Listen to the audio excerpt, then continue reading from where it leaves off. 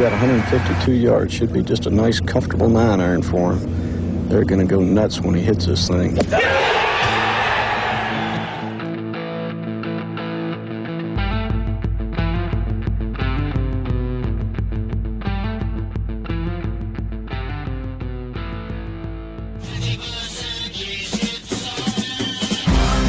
That's dirt.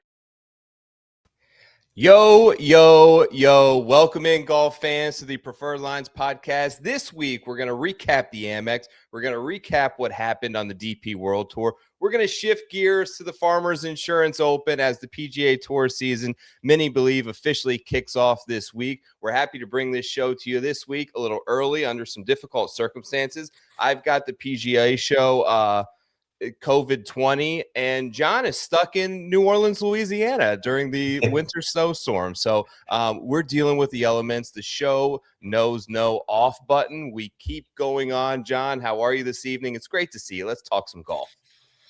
I'm great. Yeah, I did not repaint my office. I am in whatever this mural is behind me is one of the many rooms in this Airbnb that we are quote unquote trapped in New Orleans. We got here on Thursday. We are recording this on Sunday. And as you probably know, at bachelor parties, it's supposed to be a 3-day sprint, not a marathon. And we are essentially sprinting a marathon at this point. I am in uncharted territory. Nobody is feeling good right now. Day 4 of the bachelor party. We thought we were going home. No flights are going back to the Northeast. We're trying to stay safe. So watch some football, watch some golf today. Such a great afternoon of sports today as in Sunday, to watch the Amex and to, championship games. Like, we have been very occupied. Great couch day. I can't move very well. I hope I survive this podcast. We're pretty banged up, but we're doing great. How are you doing? I'm doing all right. We're pretty bagged up as well, but we're here to kick it. You mentioned, when you have a bachelor party that's supposed to be 3 days, you're preparing for 3 days, right? When you're putting in the work pre-week, you're expecting a 72-hour sprint, and then when you get tossed an extra day, it's just win at all costs at that point. So appreciate you for making it happen given the circumstances, being smart enough to bring the devices and laptop. We may not have the normal lighting, but beautiful backdrop behind you, very New Orleans-esque. Got to mention this show is proudly presented by the good folks over at Read the Line. So big news if you're checking out this show. We are a part of the Read the Line network. This, ladies and gentlemen, will be the last week. It brings a little tear to my eye, but this will be the last week that this show is running actively on the Preferred Lines YouTube page. We're not going anywhere. What you want to do is take a few seconds now, open up a new tab, change something up on your phone, go over to Read the Lines YouTube page, subscribe there. We will still be doing the exact same show, the exact same two guys, the same format each and every week. But starting in Phoenix, we are going to be migrating everything over to that channel. We're super excited. Incredible talks went on at the PGA show about this rocket ship that we have somehow become a part of and landed with Read the Line. I can't wait for the year to continue, but make sure if you're wondering where we're at next week, go to Read the Line. We'll make sure to be active on X as well to make sure you guys get that info. Hell yeah. Yeah. Excited about it too. Comment, subscribe, all that good stuff. It's the same show, same format, same everything. New little header at the top for everybody watching on YouTube after you subscribe to Read the Line. Otherwise, same old Joe and John. Big news early this morning. I don't know, or maybe late night, depending on how late you and the boys were out last night. Dubai Desert Classic recap portion. P. Reed wins by 4. A couple of 4-stroke victories today. Let's start with Patrick Reed. John, your take, I don't know if you caught any of it, but where are you at right now with P. Reed and continuing to kind of check boxes on all different types of world tours? Yeah, just a great period of leverage for everyone in someone who's a situation like Patrick Reed or Bryson DeChambeau, whose contracts are running up. Play well now, make it known what your pathways are, that you have options. It's always good to have options. It doesn't matter what industry you work in. If you are negotiating, if you need leverage, you need options. Patrick Reed's got them now. And I was having a lot of discourse all week before this bachelor party. And yes, I was awake overnight, coming home from the bars to watch Patrick Reed win. Not that anybody was playing it, but I did see it happen live. Comfy win for Patrick Reed. I'm not a Patrick Reed hater either. So like I'm happy to see him win, happy to see him doing well. He seems like to be talking very kindly about the PGA Tour. He's not really like, bad mouthing it. So I'm kind of team Reed. I've seen a lot of Masters futures go up today. I don't disagree with that logic. I was on him this year. I think he holed out on 18 or 17 and backdoored his way into like a solo third, if I'm not mistaken. So we know Patrick Reed always plays at the Masters well. Could be a big year for P. Reed. But my take with all of this is, we started the live conversation with anyone who wins anyone who wins a major should just go to live because you're going to have your exemptions into the majors thereafter, and you can get paid a bunch of money, win-win. Now it's become this, anyone who wins on the DP World Tour might want to find their way out of live because they get a full membership, a full season of membership the year in and the year after. And you only have to be in the top 10 of the DP World Tour to get your PGA Tour card. Yeah. So it's actually, and by winning an event, you've got your inside track to be one of those top 10 players if you sustain a full schedule. So Patrick Reed is in excellent shape to negotiate with live right now.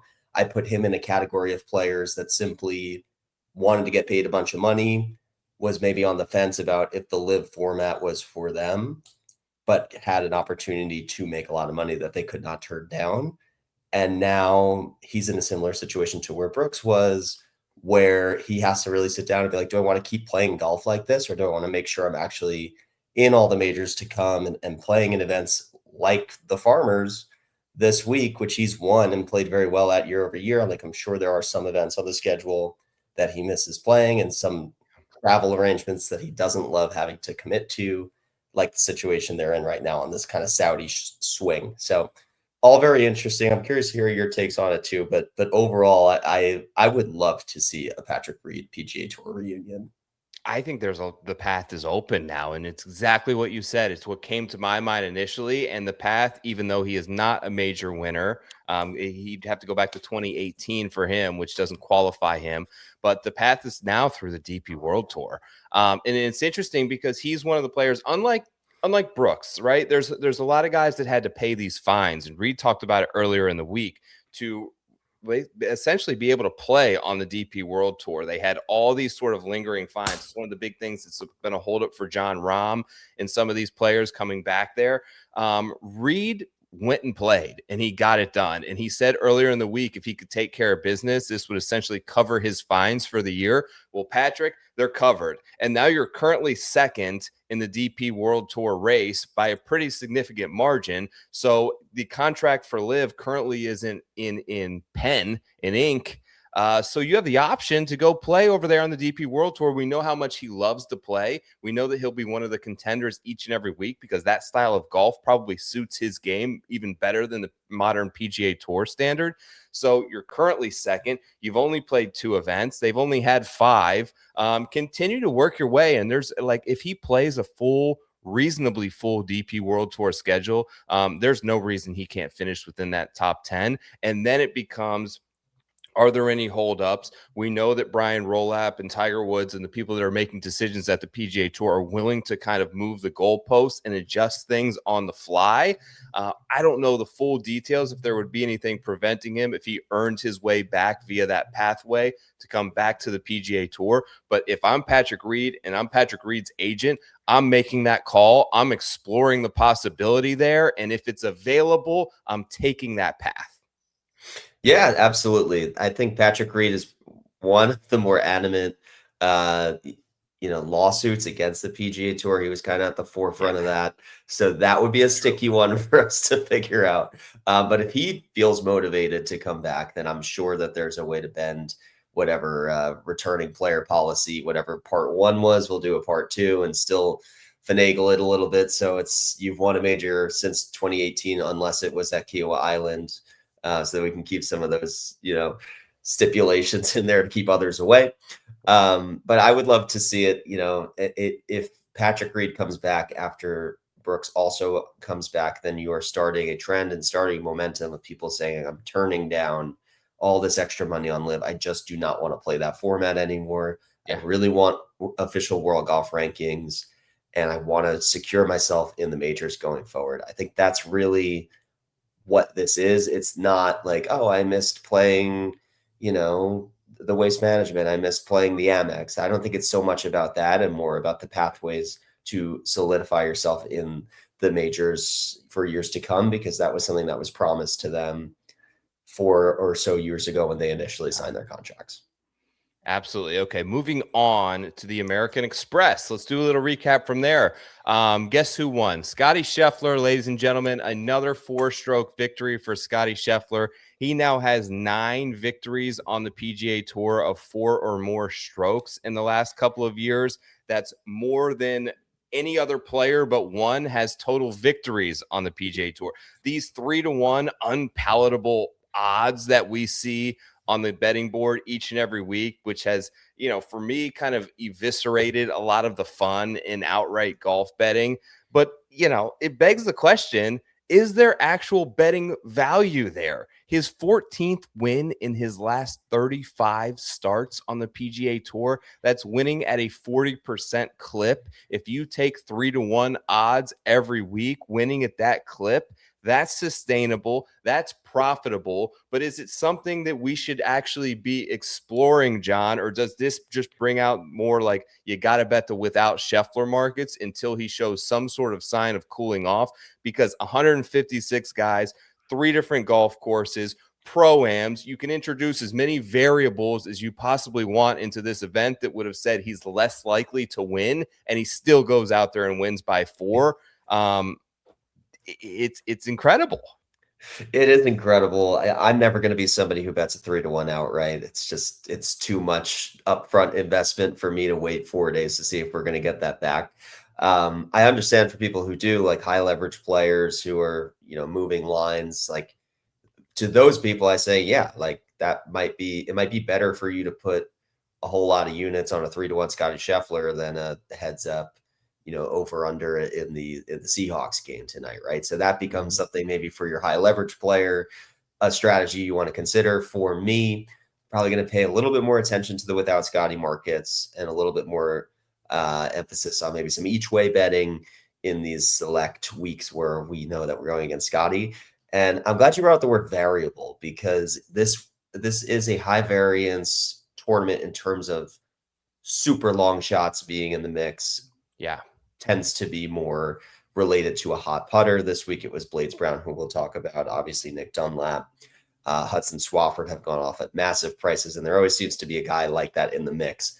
But I think the reason that Scotty cakewalked this thing from beginning to end was the lack of variables on the course. It's dome golf. There's no wind. He gets a stock number. It doesn't matter if he's in the first cut or rough or the fairway. It's the same lie. He doesn't get any like dodgy, unpredictable lies or really any bad breaks around the greens. Once it hits the green, he knows what it's doing. And even for his mishits that didn't land in the fairway, they're skipping off of like humps and hollows and ricocheting back into the fairway. So you look at this and it's like, how is this guy going to bogey any of these holes? Because there's no variables in front of him. He's just hitting a stock number with no wind and dome golf. So I think that's maybe a learning. We said birdie fest, don't worry about Scotty. Always worry about Scotty. Yeah. There are no conditions where you should not worry about Scotty. That is my takeaway after this week. He's proven it. He's proven it time and time again. He's pin high on everything. It's a ruthless, endless bludgeoning of perfect iron shots that, and he comes with a hot putter. He's the best chipper on the PGA Tour. He's dominant off the tee. He's doing it all. I guess the bigger question that I have for you, and something maybe worth exploring, is like, there's nothing we can do about it, but is this good for the PGA Tour? Like, I'm just wondering on the whole, like, as I tune out, man, I'm not going to lie to you. When the Amex, when it gets to the 11th hole and he's up by 4, it's over, right? I'm shifting gears. And if I'm shifting gears, I would imagine a lot of people do. And I don't think people tune in to watch a dominant player in Scotty Scheffler like they wanted to tune in to watch the dominance of Tiger Woods. There's a difference there, and I don't know exactly what it is, but it doesn't feel the same. And as the PGA Tour, has their eyes on tightening this schedule, and you have these people and these investors who threw $1.5 billion into the PGA Tour, and now you're limiting events. We're talking about getting rid of the Hawaii swing, moving some events in Florida, tightening the total players. Like, all of this is going to impact TV deals and all of this stuff that has to come up. These people ultimately are going to want repaid on that money. How do you get there when the anticlimactic nature of Scotty Scheffler being far and away better than anyone else seems apparent each and every week? Yeah, I mean, that's the golden question. That is what me as a golf fan, like, I would love us to make our amends with Liv and just get all the best players back together more frequently, because if it's Scotty not against Rahm, or Neiman or anybody else who's hot on Liv, or Bryson, if we're only seeing that 4 times a year and not every single great player on the PGA Tour is playing the non-signature events, then you're very susceptible to these runaways, which, as you mentioned, he's done it, 9 times, right? It's absurd. Yeah. So my other issue specific to the Amex is we're all done with Birdie Fest. Nobody wants this. Nobody asked for this. We need 2-shot swings, and we need a guy with a 4-shot lead to have an outlet where he can forfeit that lead. There needs to be bogeys. There should be a bogey in play in every single hole in golf. A par should be earned. A bogey should happen when you hit a bad shot. A birdie should happen when you hit a great shot. That is not happening on essentially any hole at PGA West, save for maybe the Alcatraz hole 17. If you block one into the water, there's nothing you can do about that. Or if you bet Siwoo Kim this week, then a double was in play today. Certainly, yes. And I can't explain that from his perspective. They were really hard to find, and he found them. So sorry to the Siwoo backers. But yes, what makes golf compelling to golf fans is the 2-shot swings, is the ability to blow up on any given hole or get hot by hitting great shots. If you have a 4-shot lead and you go bogey, and the guy in your group goes birdie, then all of a sudden we have a compelling match again. And when you saw Scotty Scheffler with 5 holes to play up 6 strokes, there's also NFL football on. So you probably lost a big audience. I'm sure the ratings are going to reflect that. I don't know how they didn't avoid this with better foresight, because in years past they have concluded, I believe it's usually Farmers actually that goes head Farmers, to head. Yep. And now they went head to head right in the teeth of 2 games. It didn't make any sense. So these ratings are going to look poor. I hope that's not a headline that Scotty Scheffler won but doesn't draw ratings, because obviously there were other factors at play. But you and I think, had the same reaction. It's like, okay, Scotty's up 5 with a few to play. He's going to win again. Let's change the channel. Yeah, and it stinks. I think one of the answers is starting to develop content around the younger personalities in the game. I've noticed this even like covering TGL and the press centers, and I've talked to Keith about this, is there's like a generational shift. Like, even when you're talking to Rory, who's generally pretty open, but players of that generation, and even some of them younger, like even someone like Xander, they're very guarded, right? They don't really want to let you fully in. And one of the refreshing things about seeing some of the young guys in there, seeing Michael Thorpe Bjornsson, seeing Akshay Bhatia, seeing Chris Gotterup, is they have like this refreshing sense with the media of like, yeah, these guys, I don't have the scar tissue from the media. Like, these guys aren't out to get me. They're out to help me and create a star in me. And being able to embrace things like potentially creating a YouTube audience for some of these younger guys. And one of the things I walked away with, especially after Saturday, was the charisma and the personality and the talent to go with it of a young player like Blades Brown. I mean, how cool was it to see him threaten 59, to see him unaffected by the pressure, to see him interacting with the fans while doing it was like super cool for me to see, and just high-fiving, playing rock, paper, scissors with some of the fans, like feeling the moment and all the stuff that we were like getting from Bryson at Pinehurst when he's like, I want to bring the crowd with me. It feels like these younger players are kind of embracing that more than normal.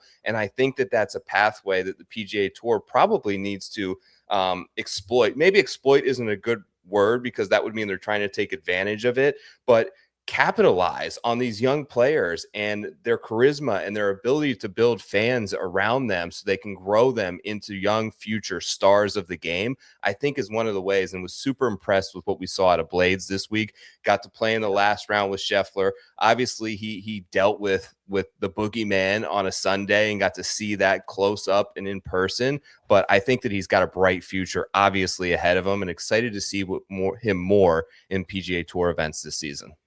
Yeah, 100%. And especially with the Michael Lasasso news and him going to live, it just underscores the importance of highlighting these young amateur college level juniors who come onto this tour right away. You have to make it an appealing option now because live, we know, is going after that audience as well. So I think there's urgency for the PGA Tour to create a spotlight of content on these up and coming rookies that you may not know about yet. I know I was trying to do that job for them at this bachelor party. As we're pre-gaming with the Amex on a Saturday, I'm like, hey, look, guys, this guy's 18. He's got a putt to break 59. And then everybody was all locked in about it. I think they could do a little bit more with the graphics on that. I was so sure he was missing that high right and putting too much pace on it after the putt before him went in. It's just, that's a nervy one to drip in. I feel for him because he may never have another look at 59 like that again. But I think he has shot 59 on the Corn Ferry Tour, if I'm not mistaken, or at least a 60. He has another 60 on the Corn Ferry Tour. I mean, 8 under through 7 holes is just outrageously hot stuff. But that's what you get kind of at PGA West. Another couple of things, and I'll let you add anything that you take home from the Amex, but it was nice to see a couple of rebound performances of you wind the clock back to 2023, 2024, and these are two guys that were top 6-7 players in the world. Max Homa with a great week, 4 rounds, sub 70, all under par, looked very sharp with the iron play. I'm very high on Max Homa coming into this season and his work that he's put in the off season. Back with Blackburn, looks jacked, ton of work in the gym this season. Good to see him perform well to open his season. And then Will Zalatoris today. 64 out of Willie Z, 7th in tee to green for the week, T18 finish. Just great to see Will Zalatoris back in what apparently looks fairly healthy to start his season and gives him a nice bright outlook for the rest of the season. So fun to see those two guys play well, and you wind the clock back, like I said, 2 or 3 years, and they were top players in the world. Anything else you had to kind of put a bow on the Amex? Yeah, I mentioned Patrick Reed futures at the Masters at the top. Will Zalatoris would be another guy I'm maybe hovering over that number because that may continue to go down, and we know that he always plays Augusta well. So good for him. Obviously, we're saying this in the same breath as Scotty's dominance, so I'm also a little hesitant to put futures out that don't have that like each way or without Scotty's stipulation. But nonetheless, if you're putting a portfolio together, somebody to watch for.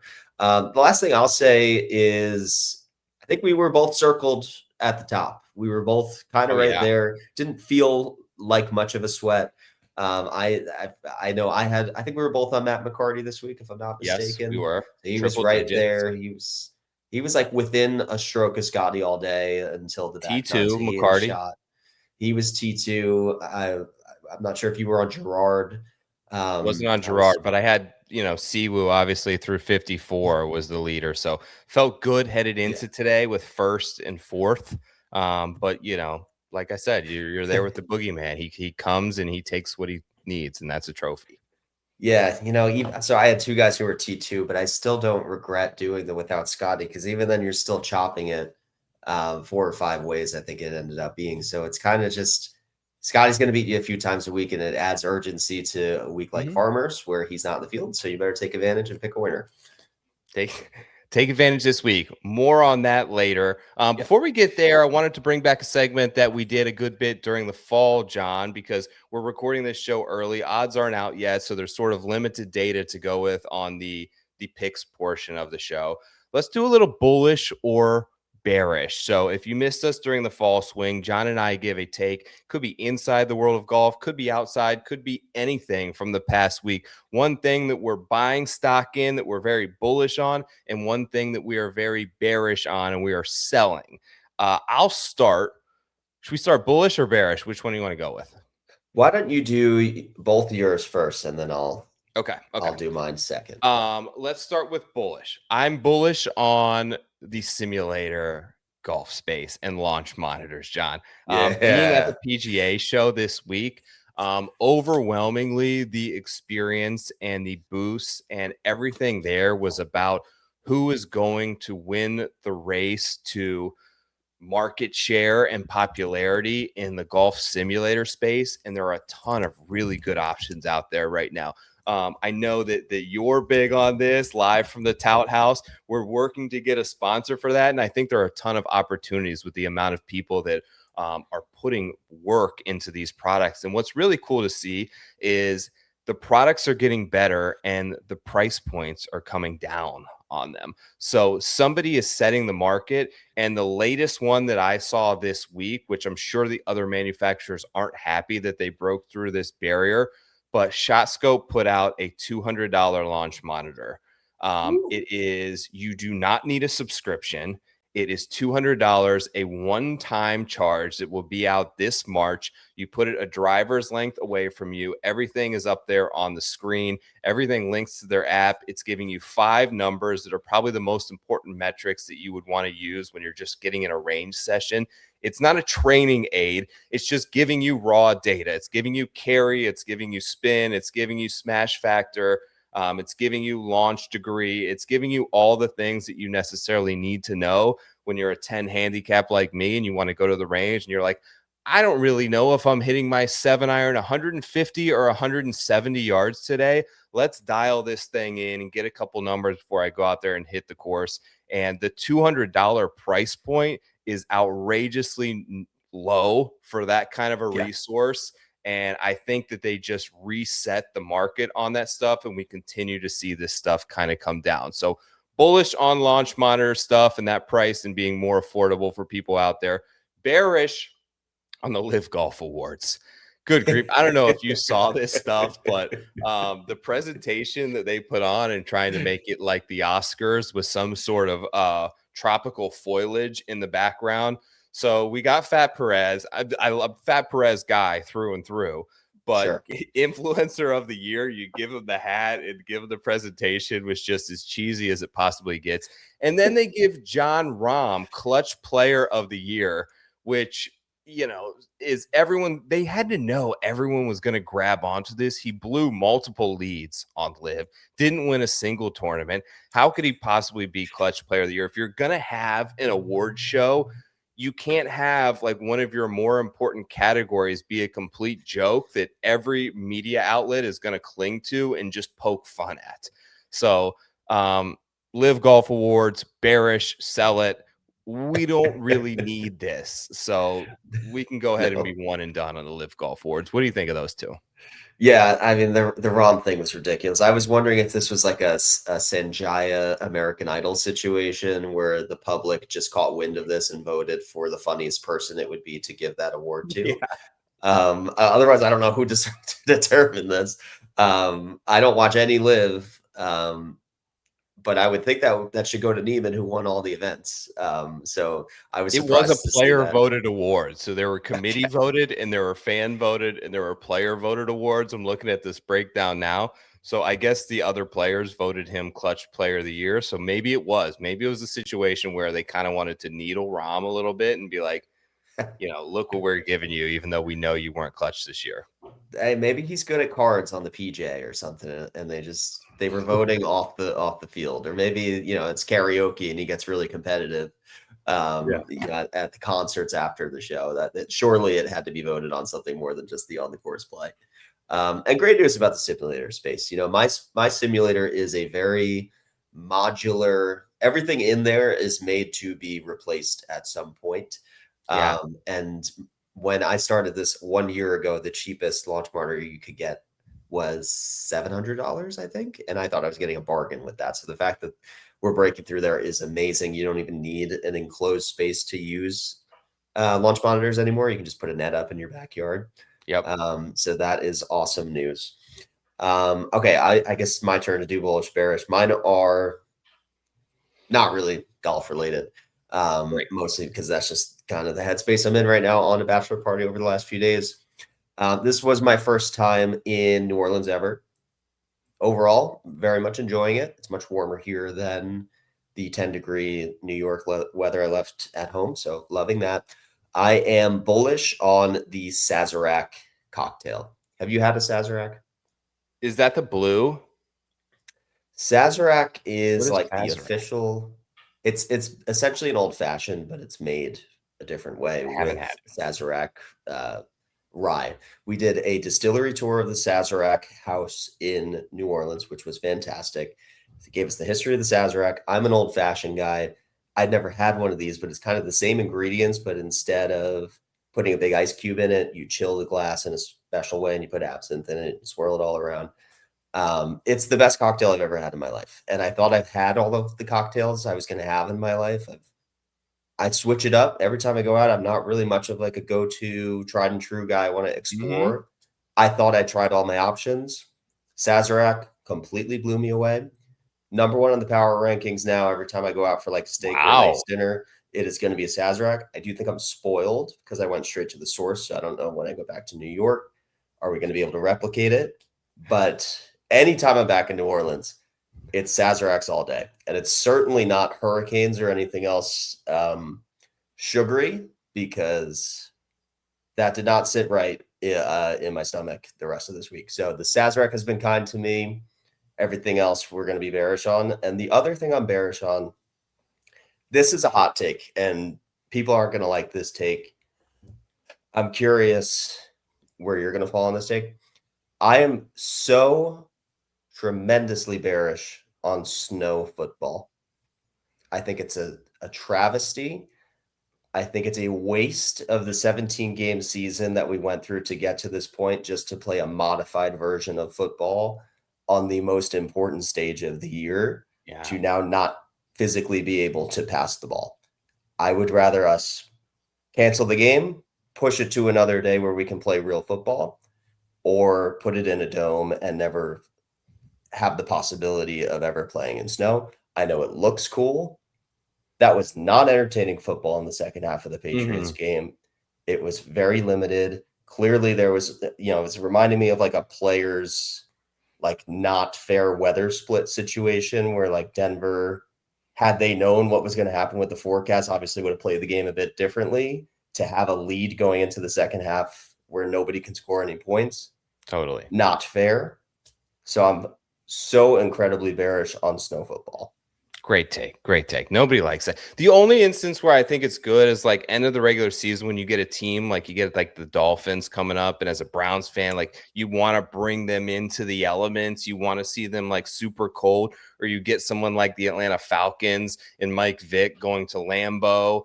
But yeah, when you get two cold weather teams, just like it just totally ruins the game today.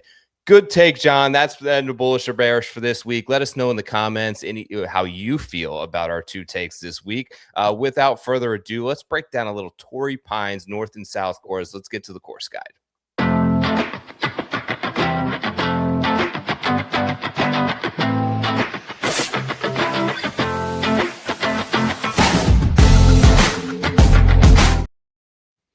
Okay, course guide now available, presented, of course, by our friends over at GolfGuiders. Spoke to GolfGuiders. They were at the PGA show. Everyone was hovered around the GolfGuiders booth.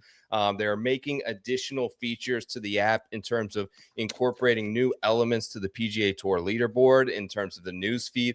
Of course, we always use it for the GPS services, not only when you're on the course, but it's great to just use to kind of scout golf courses, right? When you want to look up information for this week's PGA Tour event, you can do so on the GolfGuiders app. Side note, they're releasing a brand new product coming out soon, which is essentially a golf-specific AirTag for your golf bag. So it looks like a credit card. Basically, you slide it anywhere in your golf bag. It does not need to connect to anything. It does not need to charge. It has a 5-year battery life on this thing, so it will keep track of your bag. It doesn't need to ping to anything. How it works, I don't know. The developers at GolfGuiders are freaking incredible. So great new product from them. Check out the GolfGuiders app for more.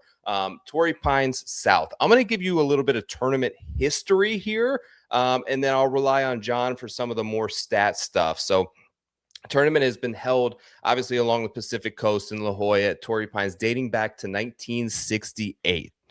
We will play the North and the South course over the first 2 days. If you are unfamiliar, it is always that way. And the South course is definitely the Brute. It hosted the 2021 U.S. Open and also hosted the Genesis Invitational last year when the Wildfires took out Riviera, which was won by Ludwig Oberg, who was also first round leader at the Farmers as well before getting sick last year.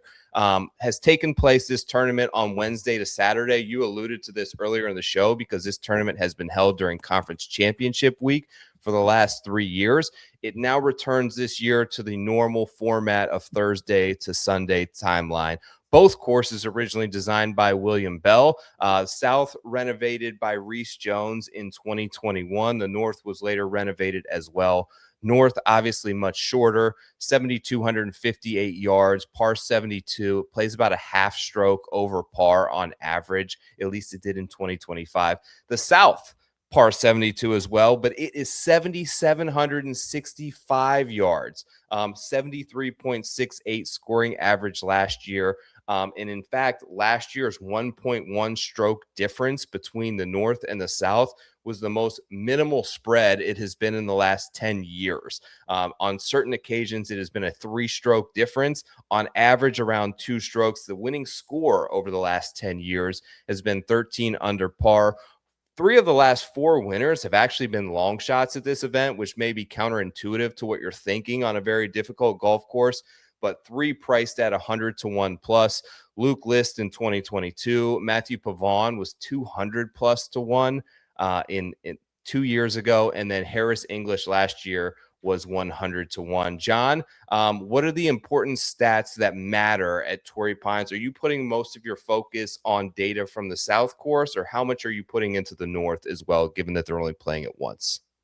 Yeah, I'm building a model for the South course where we're getting 3 rounds, and then it's really just a footnote for me, a mental note of like, you should be able to capitalize and go low on that North course. I really don't like that this is a 2-course rotation. Towards South is a great course. I would be perfectly fine with having 4 rounds there. I don't really understand why it's a rotation or why it needs to be, but we've seen in the past, sometimes you can win the event if you go crazy low on your 1 round in North and then you just kind of stay even the rest of the way. That's enough. I don't really like that about this event, but regardless, I do love some Tory Pines. I think the architecture purists don't love Tory Pines because it's so linear and it's asking you to hit the same shot over and over again. There's not really much shot shaping here. It's hit it far, try to hit those greens in regulation. You're going to need to scramble. But ultimately, it does reward a skill, like the most difficult skill sets. Long iron proximity, approaches from 200 plus, approaches from the rough is an important one. I'm looking at in my BetSperts model this week because it's a little bit different to me than, let's say, an Oakmont, where you really needed to hit the fairways and be accurate and hit your approaches from the fairway to score. Here, you can hit it far, approach from the rough, and still be okay if you are like comfortable hitting shorter wedges from the rough into these greens. That was definitely how Harris English approached this last year. He did not hit many fairways, but it didn't matter. Excited that, playing this course enough and having successful course history, he knew where he could miss. He needed to get the right angles. So I do definitely value course history a lot here. To the same end, someone like Aldrich Potgieter saw it the first time, was in the final pairing with Harris English last year, I believe, finished okay, kind of, foreshadowed what was to come on these long courses for him. So a place you want to look at, pure bombers who have some sort of a track record in more difficult scoring conditions, who can scramble. Otherwise, beyond that, I'm looking at guys who perform well in difficult conditions, looking at majors, most of the major venues are going to comp pretty well to Tory Pines. It's one of the most difficult course setups we have on the PGA Tour each year. Yeah, absolutely. If you look here, this is going back at some of the data from last year. Surprising to me, so 7 of the last 8 winners have ranked in the top 5 of strokes gained approach. I think that is beyond a shadow of a doubt the most important stat category to have a good week at when you're playing Torrey. English, Stevens, Novak, all right there. Sung Jae. I mean, if you look at these names on a 70, almost nearly 7,800 yard golf course, it's telling you the story. You've got to be really good on approach, and despite the length, distance is not overwhelmingly important. Now, it always helps. We know about Potgieter last year. Obviously, you can look back at someone like Rahm, who won here, at Ludwig, who won here, at Luke List, who won here. But there's plenty of other names like Pavon, Jason Day going back many years. So there's plenty of guys who have got it done strictly with iron play here. Kind of bouncing over to some of the BetSperts stuff here, and they have a great tool as well. The promo code over at BetSperts, by the way, is LINES, LINES. If you are not a member, you can use that promo code to sign up for 25% off your monthly, your yearly, even get a weekly sub over there. But it helps us out. It helps you out for the best stat, data tool in the game right now. So smallish greens, obviously everything here from greens and reg to putting out inside of 10 feet. Like we'll see a ton of 3 putts on Torrey. That POA becomes very difficult. The par 4 scoring average is difficult. Here's some of the correlated course comps, John. I know you do a great job of this, and I just kind of wanted to run these ones that BetSperts dishes out by you to see what you thought. Muirfield Village, Riviera, Augusta, Quail, Oak Hill, Bethpage, Olympia Fields, TPC Harding Park, Bay Hill. Do you have any to add there, or what do you think of that list when you're looking at comp courses? Yeah, shout out BetSperts because that is such a good list. That's like when I went through them manually every week, as I do, like look through the courses that are going to simulate the shots you need to hit. I came up with almost the exact verbatim word for word list of comp courses. So it's always validating for me to do the work first, then look back on this page and be like, okay, did I miss anything? Am I totally off here? I would say of this list, Riviera, much shorter, TBC Harding Park, also like not the same thing, but 2 POA courses. So that's something I really do like to include in the model because this is our first week seeing POA.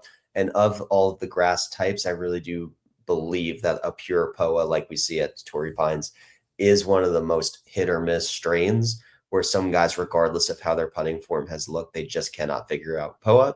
And some guys like Luke List cannot putt unless they're on POA. So it's just a really interesting, I'm sure you've played some rounds on POA. It's, it's a bumpy surface. It gets even bumpier over the course of the day. As it dries out, it gets even more difficult to read, and it makes those 5-footers a lot more missable, which is where that 3-putt avoidance comes into play that you mentioned. Driver heavy course, obviously a little monotonous in terms of many holes appearing to be exactly the same, but obviously the beautiful picturesque scapes and the paragliders coming down is a really cool environment there for Torrey South.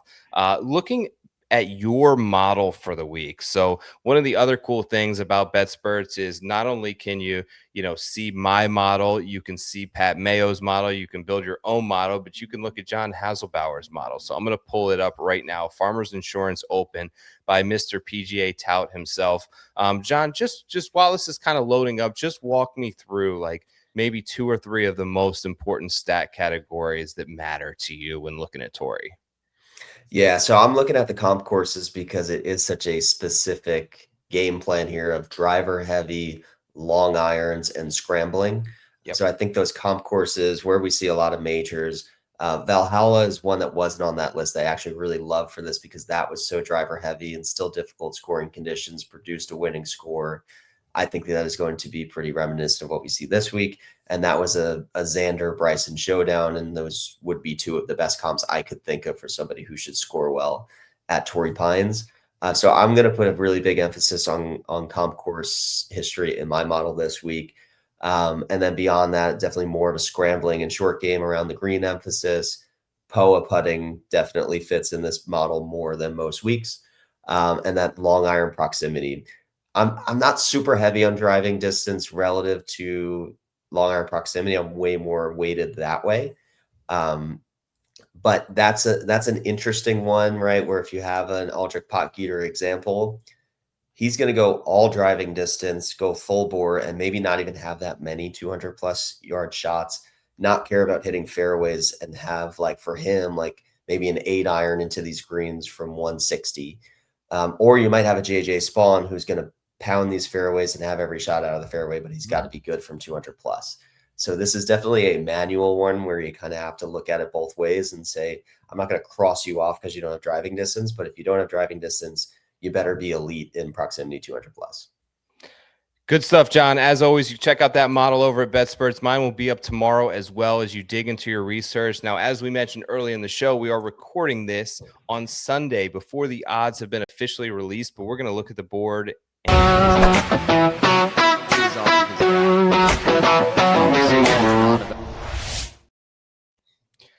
All right, so since we don't have numbers, John, I broke it down into a couple of lists here, and we can talk through a few of the names just to see what you think and maybe do a little odds prediction if we want. So here are the 4 guys that I think are going to likely be the top contenders. Now, we may be dealing with a big 3. I threw Hideki in there because I really think that he's well suited to play California golf and can win anything and has that ability to be the best player in the world when he's clicking.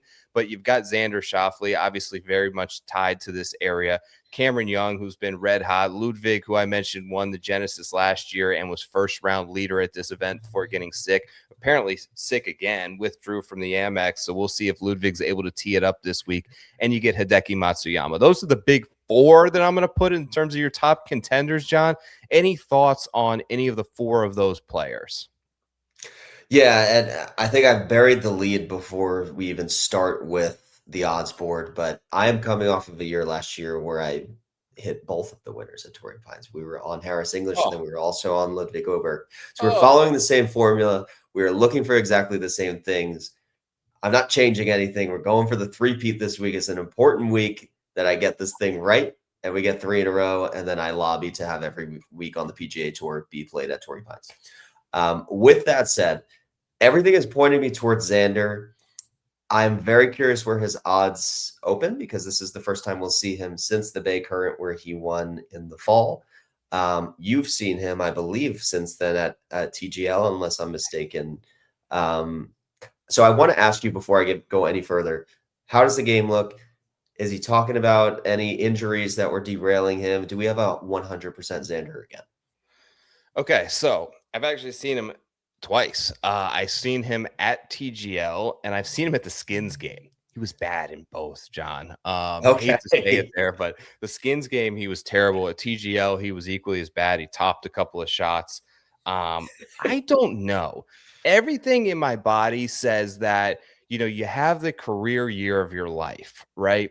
In 2024, you get dealt with an injury that kind of, roadblocks the start of your season to 2025, and you get that win at the end at the Bay Current.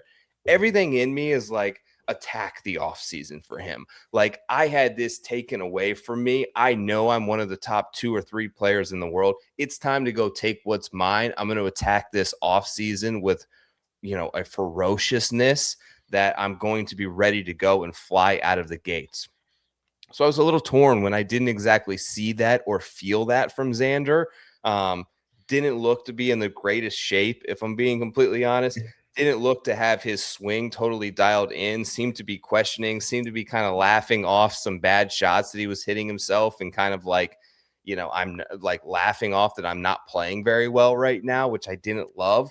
I have questions, but he can answer all of those to the nth degree with a good performance and finally get his win at Tory Pines South, which I think we've all felt has been coming for a number of years now.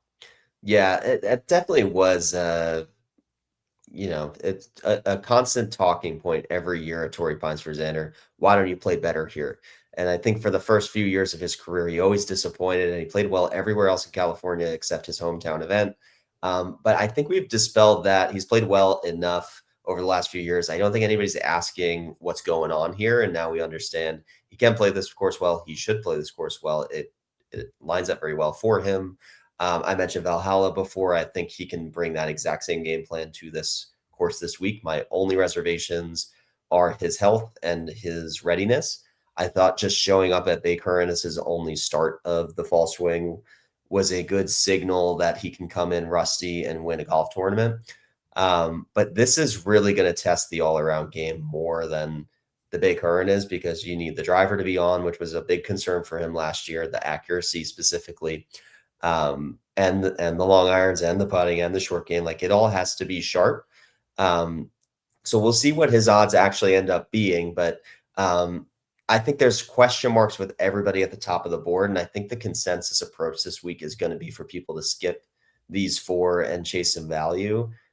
Because when I look at Xander, we've talked about the rust. When I look at Cameron Young, the course history is not great here, and it is his first start, and we're not used to seeing him at a short number, although he really does deserve it with how he closed last season. Ludwig is now coming off of a withdrawal at the Amex from illness, as you mentioned. I will say I'm pretty sure he was coming off an illness when he won the Genesis here last year, and some people were off the scent of him, and he kicked that illness just fine. But that same illness, as you mentioned, I think he withdrew at the Farmers last year. He did. He was first round leader at the Farmers last year, and then was basically throwing up on the course. Withdrew. I think he skipped Pebble as well, and then I think they came, if I'm getting this right, and then they came back for the Genesis, and that's when he crushed the course on Sunday. That's right. I think you're exactly right. So there, like, some people were like, "What does this mean?" As he said, there's something about the California air with Ludwig. I don't know what's going on. He needs to stay in a new house. He needs to bring a chef. Yeah. Whatever he's doing isn't working, and we got to switch it up. Same thing with Xander. Like, absent the off the course stuff, this is a absolutely perfect fit for Ludwig Oberg. If I could pick one course every single year to play him, health wise, all things being equal, it's this course. That was my conviction play last year. That I just love everything about his game going into this, but the form and the health is a question mark for me. So I don't have that same conviction this year. And you mentioned Hideki. He won at Riv. He's a California stud. I would really like a West Coast stud, even when you fold in the Hawaii performance as well. So he just likes this time of year, and a volatile player, but one I feel like we tend to get a good number on. So someone I'll be looking at too. Yep. I think if we get Hideki, if we can get him into the mid-20s, I'll be in. I have a feeling he's going to be right around that 20-1 mark. Led the field last year he finished 32nd, but led the field in strokes gained approach at Tory Pines last year. You mentioned like the stuff with Xander, which is very interesting. You're right. We always thought this would be a spot from him. From 2016 to 2020, he missed 4 out of 5 cuts at the Farmers. Since, in the last 4 years, T2, T34, T13, T9. He has figured it out. 9 under par, 7 under par, 4 under par, 9 under par. He has really gotten a hold of basically probably just managing the situation that goes on outside of the ropes, right? Getting family tickets, the additional pressure that comes when you're the hometown kid coming into this event. 3 or 4 interesting names here as we start. I probably won't be in on Ludwig this week with the illness and, not seeing him really perform very sharply at the Amex. Cameron Young will certainly have my attention, but Xander checks the box, of course, history, and we know what Hideki can do. Moving on to this sort of second tier, and there's an interesting name that I threw into the bunch, John. The return of the heavyweight Brooks Koepka. A highlight on your card when you're trying to sell this event to sponsors. This is going to be what people tune in for this week. Does he have the game to compete? And where do you think his odds will be? Yeah, I mean, I saw him heavily featured on the CBS NFL Championship promo for this event by Jim Nance himself. So obviously a great get for this event, and he will be getting the star treatment. You will be seeing so much Brooks Koepka on the coverage, at least for the first 2 days, and hopefully he makes the cut for his own sake. It's a course that should really cater to his game because it is so emblematic of all of the major venue characteristics that we've seen him dominate on. It really is like an Oak Hill or Bethpage of the West. So it should be like he should be able to just show up and hit these greens in regulation and score. But I'll be honest, I'm not sure where his game is at. I know he wishes it was better, but that's not really how it works with Brooks. He kind of just will show up, and when the number gets to a point where you can't look away, there's no such thing as a bad Brooks bet. Yeah, you're 100% right. I think he's probably, I'm going to say 40-1. Yeah. Would that interest I you think at I'm all, with you on or do that. you want to wait and see? If I see a 40, I'm going to say I get it, but I'm not going to bet it.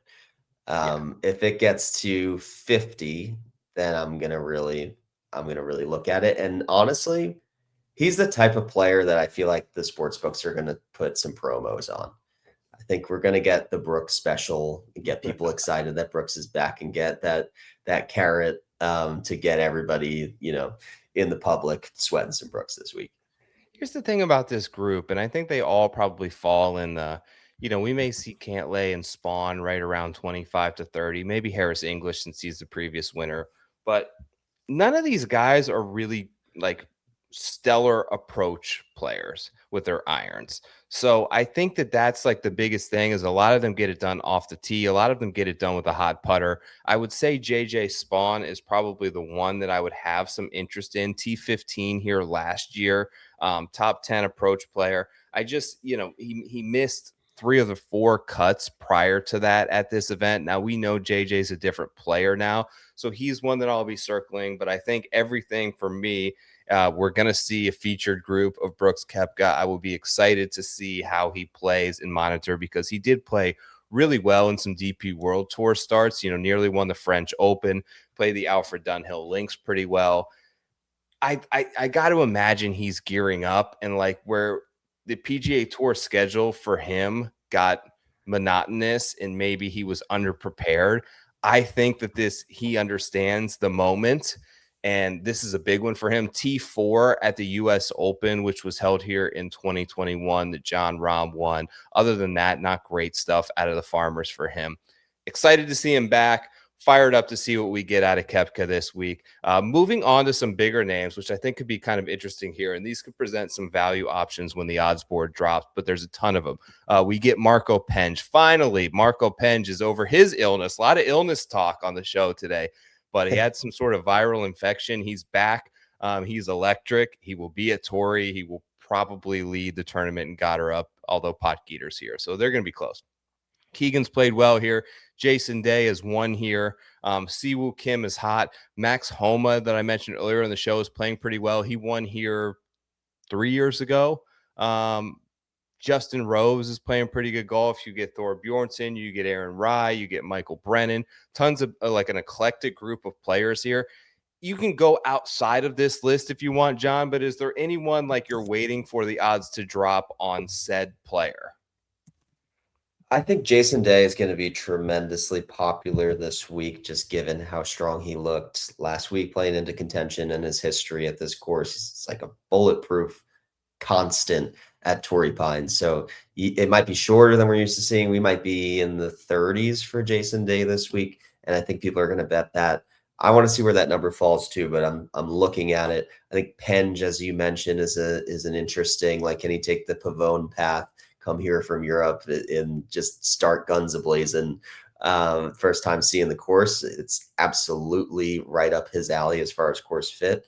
Can you ride the hand with Gerard, who I believe has now 3 consecutive runner-up finishes? Pretty crazy. And he finished top 15 here in his first time seeing the course. This is not what I would consider to be a Gerard course. He, to me, seems like someone who lights it up in birdie fest and uses approaches from the fairway and putting as how he gets it done, but he might just be a super talented all-around player at this point. So we'll see what his number is. Homa, I think, will be getting some steam this week, just given the California performance and looking a little bit more like his vintage self over his last couple starts we've seen him. But I have to say, I don't really, I would say if there's anybody who jumps out to me on this page that I really do think I'm going to bet, it's probably Wyndham Clark and Keegan Bradley.